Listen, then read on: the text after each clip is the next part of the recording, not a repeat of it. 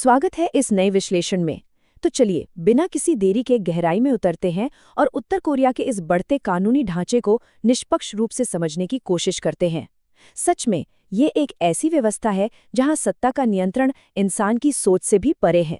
इस पूरी चर्चा के दौरान हम उपलब्ध डेटा और लेखों के आधार पर देखेंगे कि आखिर वहां नियम कैसे काम करते हैं और कैसे एक आम नागरिक का पूरा जीवन राज्य के बनाए सख्त नियमों के अधीन होता है। शुरुआत करते हैं सत्ता के बिल्कुल ऊपरी स्तर से, जहां जोखिम सच में सबसे ज्यादा है। डिफेंस चीफ हियॉन योंग चोल का मामला ही ले लीजिए। उनका अपराध क्या था? बहुत ही सामान्य सा। राज्य के शीर्ष नेता के साथ एक महत्वपूर्ण मीटिंग चल रही थी और वो सिर्फ एक पल के लिए सो गए, या कह लें कि झपकी ले ली। बस इतना ही। कोई बहुत बड़ी बगावत नहीं, कोई साजिश नहीं, बल्कि एक बेहद स्वाभाविक शारीरिक क्रिया। लेकिन इस अत्यधिक तनावपूर्ण व्यवस्था में इसे कैसे देखा गया, ये सच में हैरान कर देने वाला है। और ये मामला बहुत ही शानदार तरीके से दर्शाता है कि वहां सत्ता के खिलाफ जाने या छोटी सी लापरवाही के परिणामों का स्तर आखिर क्या है। सिर्फ एक बार मीटिंग में झपकी लेने का नतीजा कोई आम चेतावनी, पद से हटाना या सामान्य जेल नहीं था। बिल्कुल नहीं। इसका परिणाम था 100 गवाहों के सामने एक विशाल एंटी एयरक्राफ्ट गन से मृत्युदंड। ये तुलना एकदम स्पष्ट करती है कि वहां छोटी सी भूल भी किस तरह एक भयंकर और विस्फोटक सजा में बदल सकती है। भाग 1, दीवारों के भी कान होते हैं, घर के भीतर के अपराध। राजनीति के इस उच्च स्तर से अब थोड़ा नीचे आते हैं, उस जगह की ओर जिसे हर इंसान अपना सबसे सुरक्षित कोना मानता है, अपना घर। लेकिन ठहरिए, घर की चारदीवारी के भीतर भी राज्य का नियंत्रण जरा भी कम नहीं होता। साल 2020 के इस त्रासद मामले को ही देख लीजिए। एक माँ के घर में अचानक आग लग गई। अब किसी भी इंसान की सबसे पहली प्रतिक्रिया क्या होगी? जाहिर है अपने परिवार और बच्चों को बचाना। उस माँ ने भी बिल्कुल वही किया। लेकिन उस आपादापी में वो दीवार पर लगी राज्य के नेताओं की तस्वीरों को बचाना भूल गई। बस बच्चों को बचाना और तस्वीरों को जलने देना। इस कृत्य को वहां एक राजनीतिक अपराध मान लिया गया और नतीजा, उस माँ को सीधे जेल भेज दिया गया। घर में रखी जाने वाली इन तस्वीरों को लेकर राज्य के नियम कितने सख्त हैं, ये यहाँ साफ देखा जा सकता है। नेताओं की ये तस्वीरें घर की सबसे ऊंची दीवार पर लटकनी चाहिए। और इनकी सफाई, इसके लिए राज्य खुद एक विशेष सफेद कपड़ा देता है, जिसका इस्तेमाल किसी और काम के लिए हो ही नहीं सकता। सफाई ऐसी होनी चाहिए कि धूल का एक कण भी न बचे, और तस्वीर दीवार पर बिल्कुल एकदम सीधी होनी चाहिए। अगर तस्वीर थोड़ी भी टेढ़ी हुई या उस पर मामूली सी भी गंदगी पाई गई तो सजा सच में बहुत गंभीर हो सकती है। भाग 2, रूप, रंग और पहचान पर नियंत्रण, यानी व्यक्तिवाद को मिटाना। नियंत्रण की यह सीढ़ी सिर्फ घर की दीवारों तक नहीं रुकती, बल्कि ये सीधे इंसान की भौतिक पहचान तक पहुंचती है। अब यहाँ मौजूद इन आंकड़ों के बारे में जो सबसे दिलचस्प बात है वो ये है कि इंसान का रूप रंग भी कड़े नियमों में बंधा है।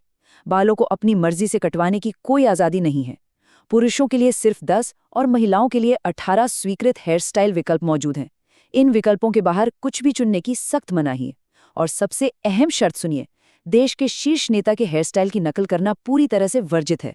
वो विशेष शैली केवल और केवल उनके लिए ही आरक्षित है। और बात सिर्फ बालों तक सीमित नहीं है। नाम, जो किसी भी इंसान की सबसे बुनियादी पहचान होती है, वो भी राज्य के कड़े नियंत्रण में है। सोचिए, अगर किसी नागरिक का नाम जंग ऊन है तो उसे अपना नाम बदलने के लिए मजबूर किया जाता है। इतना ही नहीं, जब नेता की बेटी जू ए का नाम सार्वजनिक हुआ तो रातों रात उस नाम को रखने पर भी बिल्कुल यही पाबंदी लगा दी गई। भाग 3, पीढ़ी दर पीढ़ी सजा, अपराध की विरासत। इस पूरी व्यवस्था का जो सबसे गहरा और मनोवैज्ञानिक रूप से डरावना पहलू है वो है पीढ़ी दर पीढ़ी सजा। चलिए आगे बढ़ते हैं और इस टाइमलाइन के जरिए देखते हैं कि ये कैसे काम करता है। इसे वहां 3 जनरेशन रूल यानी 3 पीढ़ियों का नियम कहा जाता है। इस टाइमलाइन को अगर ध्यान से देखें तो अगर दादा कोई अपराध करता है तो सिर्फ उसे सजा नहीं मिलती, बल्कि उसी वर्ष उसके बच्चों को भी जेल में डाल दिया जाता है। और इसका सबसे भयानक हिस्सा क्या है? अगर उस जेल के अंदर कोई नया बच्चा पैदा होता है तो वो बच्चा जन्म से ही अपराधी मान लिया जाता है और अपनी पूरी जिंदगी उसी जेल की कालकोठरी में बिताने के लिए मजबूर होता है। भाग 4, भावनाओं का आपराधीकरण, अनिवार्य शोक के कानून। शारीरिक और पारिवारिक नियंत्रण तो हमने देख लिया, लेकिन ये व्यवस्था इंसान की बुनियादी भावनाओं पर भी पूर्ण नियंत्रण स्थापित करती है। यहाँ ये संख्या 10 बहुत ही महत्वपूर्ण है, ये संख्या पिछले नेताओं के निधन की याद में मनाए जाने वाले राज्य के अनिवार्य शोक के दिनों को दर्शाती है। इन 10 दिनों के दौरान पूरे देश को एक विशेष और अत्यंत सख्त आचार संहिता का पालन करना होता है। तो सबसे महत्वपूर्ण बिंदु ये है कि इन 10 दिनों में किस तरह एकदम स्वाभाविक मानवीय व्यवहार पर भी पूरी तरह रोक लगा दी जाती है। हंसना, जोर से बोलना या शराब पीना सख्त मना है। लेकिन जो वास्तविकता सच में अंदर तक झकझोर देती है वो ये है कि अगर इन 10 दिनों के दौरान किसी नागरिक के अपने ही परिवार के किसी सदस्य की मृत्यु हो जाए तो वे उनके लिए रो भी नहीं सकते।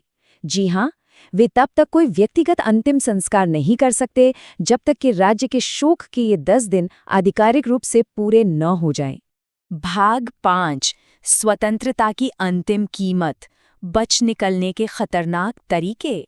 जब नियम इंसान के जीवन के हर छोटे बड़े पहलू को पूरी तरह घेर लेते हैं तो ये देखना अहम हो जाता है कि लोग वहां से बाहर निकलने के लिए आखिर किस हद तक जा सकते हैं।